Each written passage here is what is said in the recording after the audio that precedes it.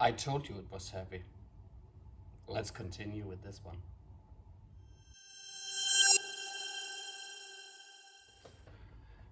So, 20 kilo plus, that's a lot. We left off this computer and we checked the power supply, and where we left off the computer was that we figured out that the memory board inside wasn't working. So we took the memory board from the other XP3 and put in, and we booted and we saw it all fine. So this leaves us with a few unsolved or unfinished business that we need to attend. So first of all, not this board, but first of all, the battery. I already ripped out the cable, it's here, and this is for the BIOS obviously, or CMOS. So we need to solder this on this one and put it inside the computer so we can boot up the computer, put in the disk behind me.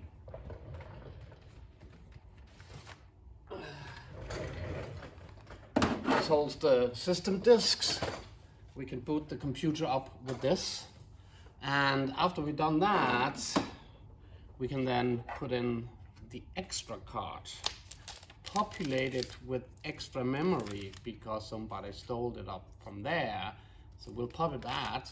Then this should hold 2 megabytes, and the one inside should also be a 2, well, it is a 2 megabyte. So with 2 inside, we should have 4 megabytes, just to see if it actually works. Another thing I would like to see if we can try, that's to move all the RAM into one board so that just one board holds 4 megabytes. The reason I'm doing this is just to explain to you or show to you that the design of this computer with the memory board, there's no memory on the actual motherboard. So with the memory boards, you are actually able to populate it with 3 of these.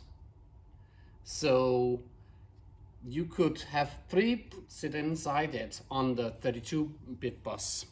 And if you populate it with the maximum, I don't have those, but if you populate it with 1 megabyte RAM chips on them instead of the 256, you would be able to have 48 megabyte of RAM in this 386 DX20 computer. It's a little bit crazy to think about that. 48 megabyte of RAM. So I want to try out those different kinds of opportunities that this computer brought to the table at that time and see how it actually works. So let's get on with it. So here are the 2 memory boards. And over on the computer is the schematics. And just before I try to explain all of this regarding the memory, I just wanted you to see one of the other boards that came in this computer. And it's this one. Just very briefly, it's just because it's a bit crazy. So this is the coax network card, and what I didn't show you, I probably need to turn it around so you can better see it. So it's just a it's just a network card, but look, it holds a Motorola 68000 CPU. That's a whole computer. Over there we have RAM. So this board to drive network is a whole computer in itself. I find that funny, crazy, and at the same time amazing. Right? Well, that's for another episode. But I can't wait to dig into this card. Although it's coax, I don't have coax network here, so we cannot test whether it actually works, but I want to see more into this later on in another episode. So back to the card and back to the schematics, and let me try to explain all of the schematics of this memory board.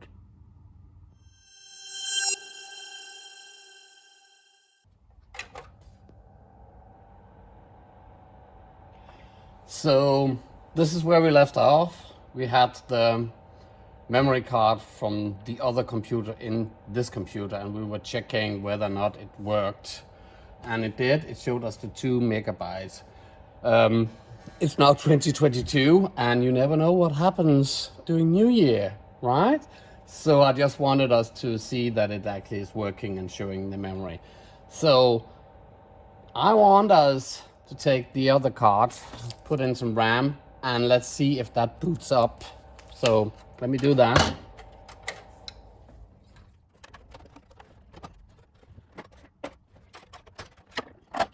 So here's the board. Here's some of the RAM, so let's see.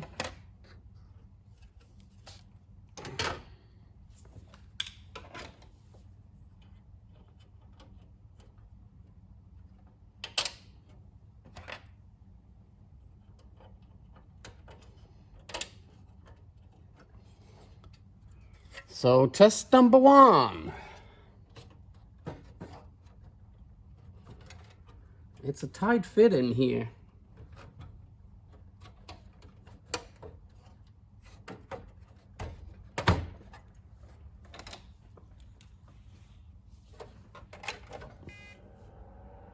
It's 1 beep, and there we go. It now tells us 2 megabyte. So test 1, check. Now I want to take all the memory and I want to put it into this one. And then we need to go back to the schematics and figure out how to configure it to set it up so that this one actually holds 4 megabytes.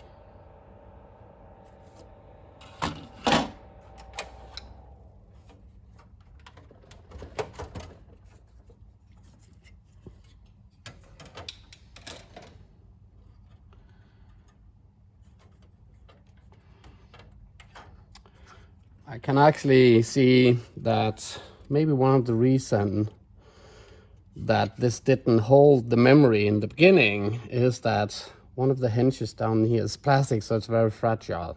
That's been broken off. So maybe the previous owner was struggling with this card as the memory sticks didn't hold in tightly enough. So he may have had some, or she may have had some errors. So that could be one of the reasons why this wasn't working.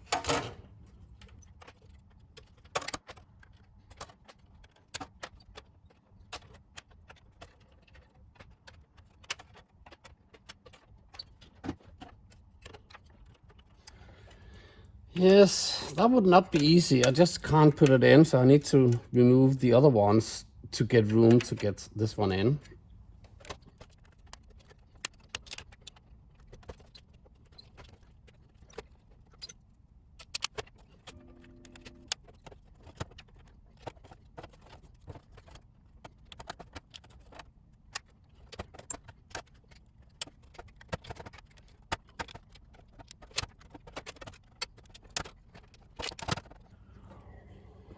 Wow, that wasn't easy, but it's all in now.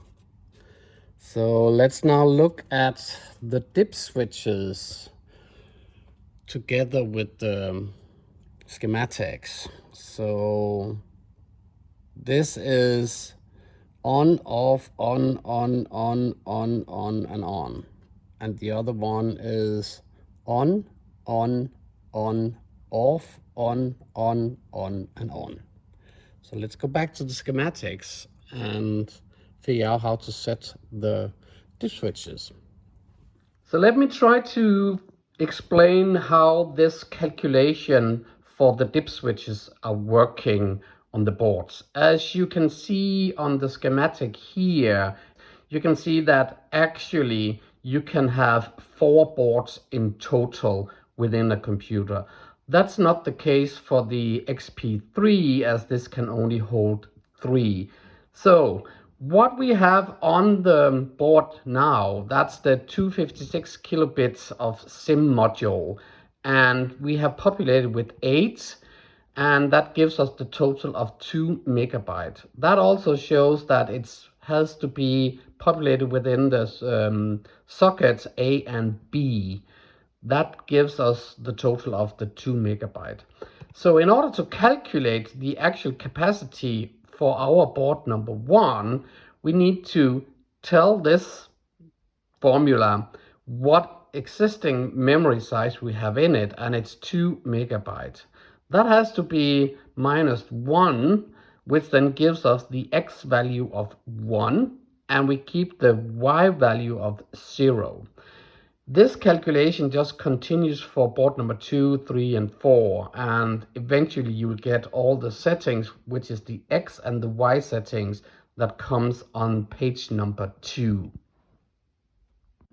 So here on page number 2, this is where we get the actual dip switch settings that's needed for whatever RAM we have on the board. So we know our board is a 256 kilobit kit, and it's therefore 2, and therefore dip switch L07LL from switch 1 to 6 needs to be on, off, on, and on. If we then move further down to the dip switch settings for L06LL, the switches from 1 to 4, we put in the value of the X position.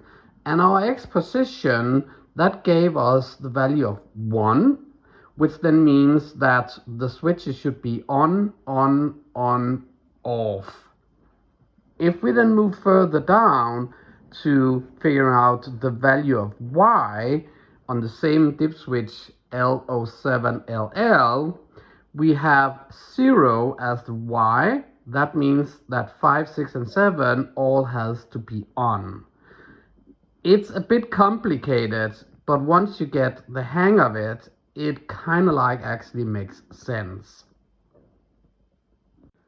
So if we want to populate this one board with all the RAM that we have available, which makes it into a total of 4 megabytes, and we look at the schematics again, now that we know how it actually works, we know that the board capacity of board number 1 will be 4 megabytes minus 1, which is x equals to 3, and y is still 0. So back on page number 2 for the switch L07LL, we now know that switch 1 to 6 is set, and we know we have 4 megabytes. So that's gonna be on, and on. If we then move down to L06LL and look at the dip switches 1 to 4, we know that the value from X was 3, so dip switch 1 to 4 will be on, off. The last part of that switch L06LL, which is the switches 5 to 8, that's still the same as before because the Y value was 0, so all of them will be on. This is all the settings that we need, and let's write it down. So that calculation was strange, right? Put it on paper so I have it. I moved it over, so we decided on that this switch is on, well, all of them were on, all of them were on, and we only had to move one switch over here, so it's been on, off. Let's try it.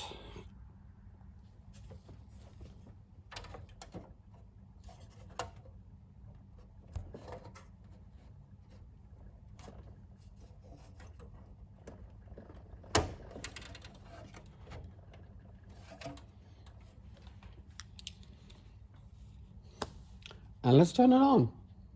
It should say 4 megabytes now.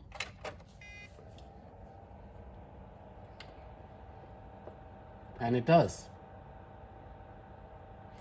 That's like nice, right? Sadly, I don't have more memory to populate all of this. I only have 2 left. So, but hey, really nice. So let's look into the battery problem. So there's not a battery in anymore because I took it out and I created yet another one of these. So this should be easy. Should just be able to put it in here.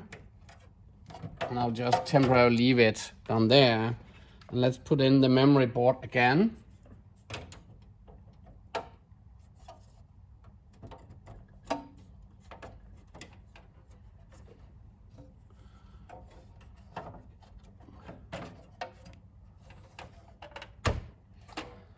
And when we turn it on, you know what will happen. It will see the 4 megabyte and it will complain about the BIOS settings.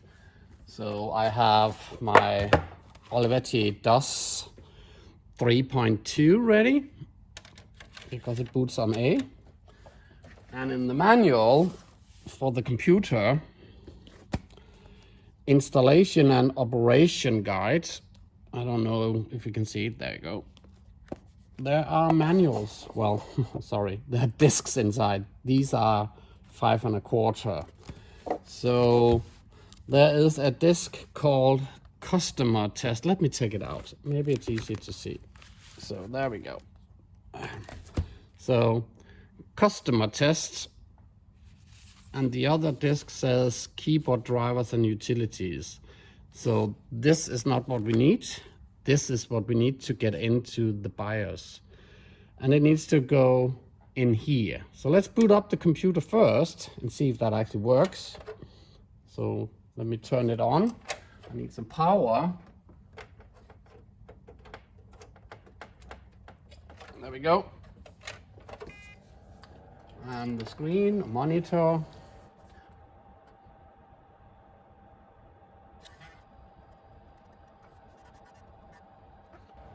And as you can see, I've already been in and tested the battery just to see if it works. So I already set it and it still remembers the date. So let's just leave it.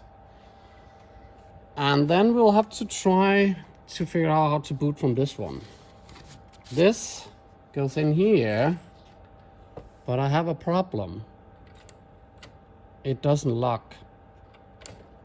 So we need, before we continue, we need to check this out and have a look at the floppy disk drive because this is not holding in. So let's turn off, take out the disk, put a little bit away. And same goes for this disk, just to be safe. And let's take this one out.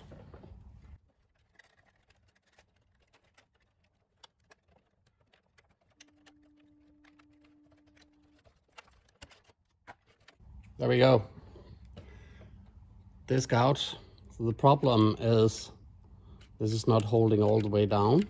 So we need to open up and have a look into that. So let me adjust the camera so we can have a closer look at it. So here it is. And I would say our issue is this piece that doesn't pull all the way down on this one and locks it when it's down. I will say it needs to go further in. But let me turn this around and hopefully you can see it if I do like this. Can you see the big crack there? That's a problem. So I need somehow to super glue this in order to fix this one. But I'm not gonna do that because you all know I have this one over here. So let me just take this one out because this seems to be working, hopefully. So I'll move this out and assemble it into the computer. So let me just do that. So here it is. This is the bad one, but this is cracked, and this is the other one. Well, disappointment just keeps coming, but it's okay. Because if if I use this, this doesn't even work. This is supposed to be doing like this. So this is not working. It's supposed to, you know, go around like that. So we need to investigate. That we have to open up stuff and see what's inside. So this one is cleaner than this one. So I think I wanna try to use this drive. So let's get the screws off and have a look into what's inside of this part.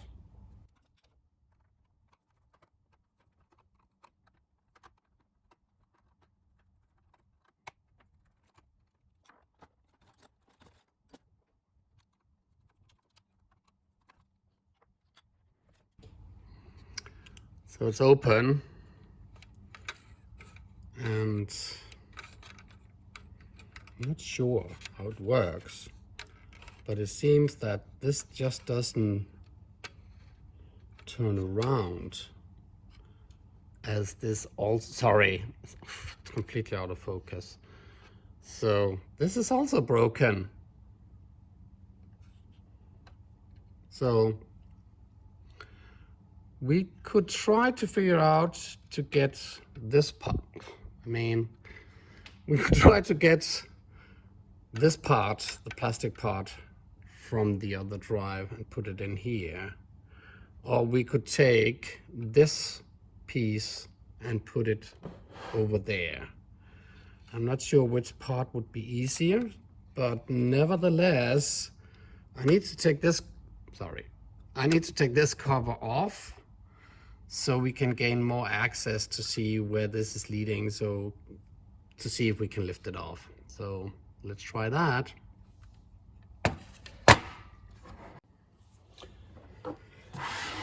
Let's move some of the parts away and let's get into this. I see a screw up here, one down there, and probably one here to get this metal plate off. So let's do that. Another screwdriver.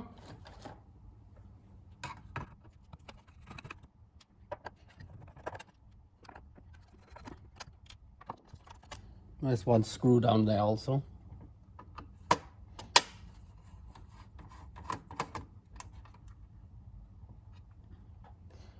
So just for my own knowledge, these two screws, they came from here.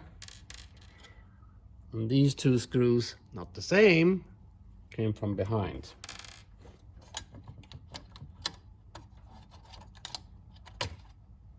There we go.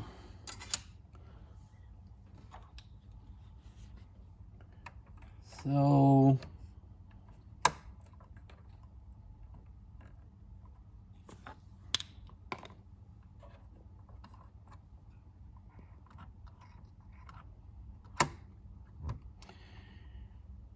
if we're gonna change this,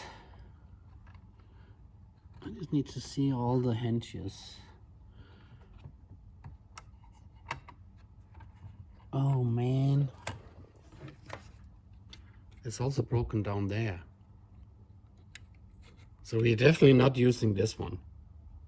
There's too many broken pieces in this. Let's have a look at the other one just quickly to see. So that's fine. Okay, so what we will be doing, I need to take this thing and put it over there. So in order to do that, I need this piece out. I have no idea what the actual individual parts are called in English, so I'm just calling them plastic things and metal things, but let's see how we get this out.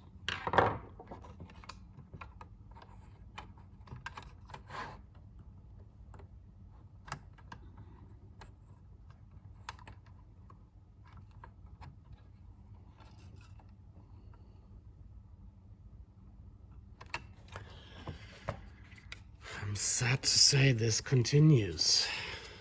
If I move this a little bit away, can you see this is also starting to crack? So this is not going to be a nice thing. I Are we talking about 3D printing now? This will eventually break. So me struggling getting this out and putting it in this the other one, over time that will also break. So I think the better task is to park this project, because sometimes you just need to know when to stop and not continue on trying and trying and trying, because you'll put so much time into a project to try to fix it, but then eventually it will not work anyway. So sometimes it's just okay to say, I'm leaving it with this and I'm taking another path. So this is actually what I'm gonna do with this project, with these two drives. Sadly, I have other drives, so it's not a problem. I just wanted to keep the authenticity of the actual computer, but with this, I'm not gonna do that. So let me assemble all of this again, and let me write a note on the drives so I know that these hinges are broken, and it maybe eventually I will figure out to make a 3D printing of this. Sorry, it's out of focus again. But that's gonna be the result of this. So let me just build it back. I will unscrew the hinges on the side and find another drive and put it into the drive over here. I would actually assume that I could just hold it in while the computer is using this drive. But why try when we know over time it's gonna break? So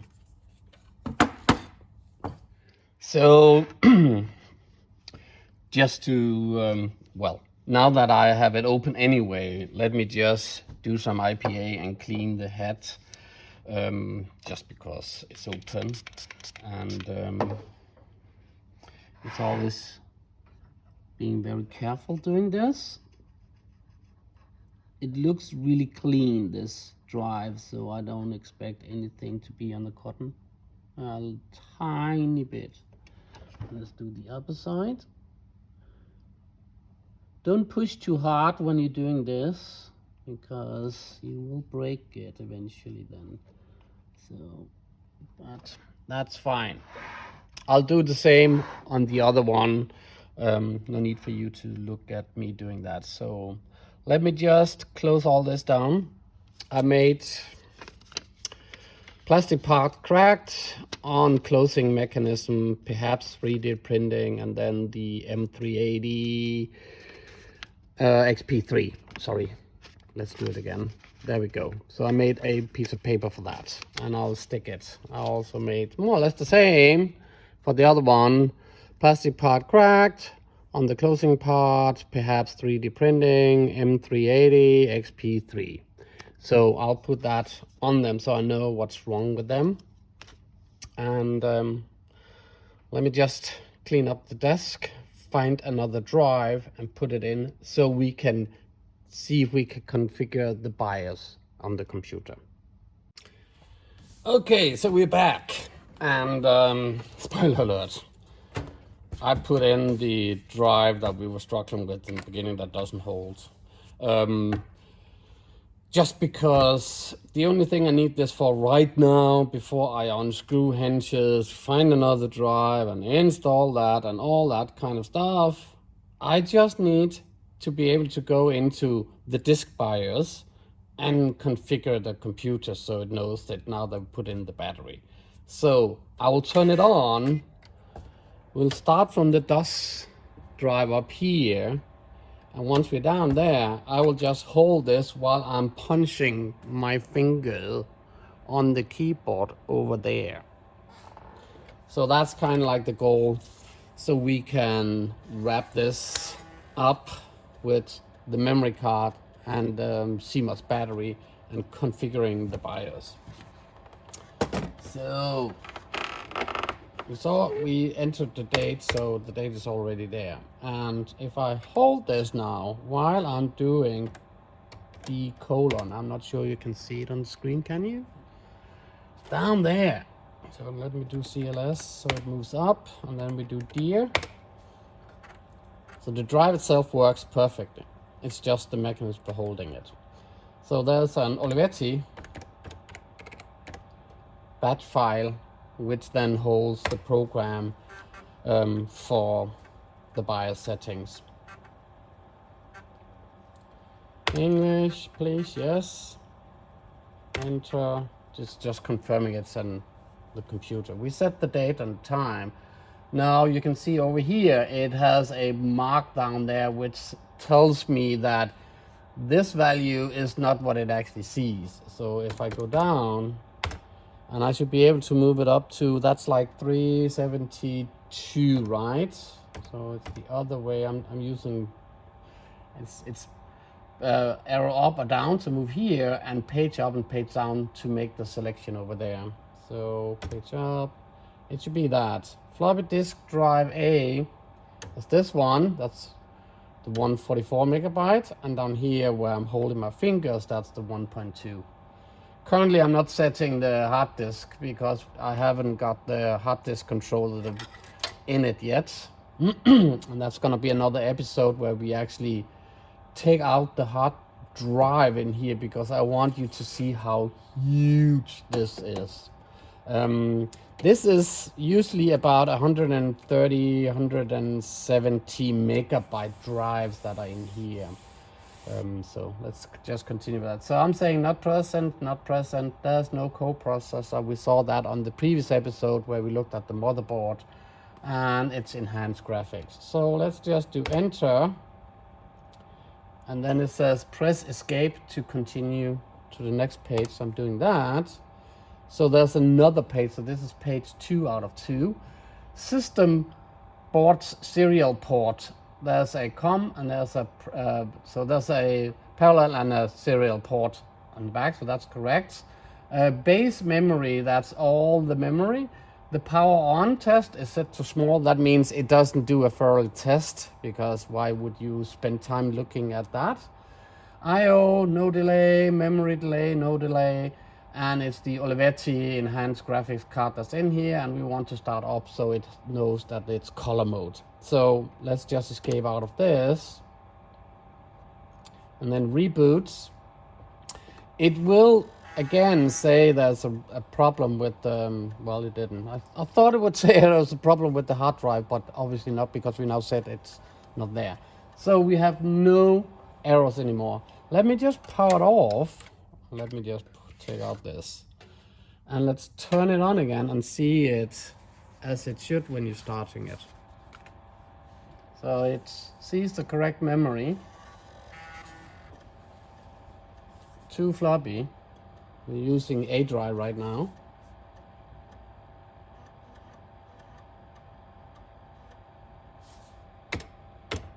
Perfect. I would say when it comes to the RAM card, this expansion card, it's working. We configure the BIOS on the computer. We're struggling with the B drive, which we will figure out eventually. I'm pretty sure I will have to figure out to 3D print something, so have that up and working. So this is gonna be it for now. What I will do on the next episode, I will try to see, as I said, if I can get the hard disk up and running so we can have a look at that. So I want you to stay tuned for that video, and I want you to give me a thumbs up if you liked it, or this one if not, and please do subscribe. This way you get notified when I'm doing new videos. And last but absolutely not least, I want to thank you all for watching this, and see you next time. Bye.